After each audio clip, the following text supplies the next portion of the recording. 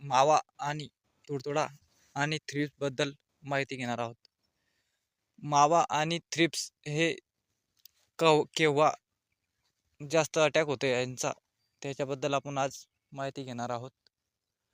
तर मित्रांनो, सतत पाऊस किंवा आपण ज्याला झडी म्हणतो, अशा पावसामध्ये 5-6 दिवस लगातार पाणी पडला आणि बारीक बारीक पाणी पडला आणि तो जेव्हा खुलला तेव्हा कपाशीवर हा मावा आणि थ्रिप्स या रोगाचा जास्त प्रादुर्भाव होत असतो.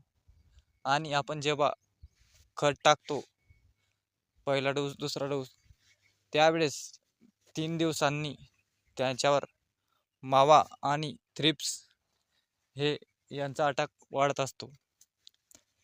तर आता दुसऱ्या फवारणीमध्ये आपल्याला थोडं चेंज करायचं आहे. आता दुसऱ्या फवारणीमध्ये तुमच्या शेतामध्ये जर जास्त कोकळा असेल आणि जास्त मावा असेल तर आपण फवारणीमध्ये बदल करू. फवारणीमध्ये बदल करत असताना कपाशीच्या झाडावर जर कधी 40 किंवा 50% जर मावा आणि थ्रिप्स असेल आणि कोकळा असेल तर त्याच्यासाठी रिझेंट हे फिप्रोनिल कंटेंट आहे त्याच्यात, ते 5% 40 ग्रॅम घ्यायचं आणि त्याच्यासोबत मोनोकोटोफास मोनोसिल हे 30 ml घ्यायचं आणि आशटाप ही पावडर 75% वाली 30 ग्रॅम घ्यायची आणि त्याच्यासोबत 100 ग्रॅम युरिया घ्यायचा.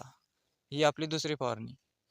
आणि जर तुमच्या शेतामध्ये जास्त प्रमाणात 70-80% मावा आणि तुडतुडे आणि थ्रिप्स असेल आणि कोकळा असेल तर तुम्ही त्याच्यामध्ये बदल करू शकता. त्याच्यामध्ये फक्त बायो 303 हे घ्यायचं आहे 25-30 ml आणि 30 ml घेऊ शकता बायो 303 आणि त्याच्यामध्ये मोनोकोटोफास हे 30 ml घ्यायचं आणि आशटाप ही 75% वाली पावडर 30 ग्रॅम घ्यायची आणि त्याच्यामध्ये शेवटी 100 ग्रॅम युरिया हा आपण टाकू शकता.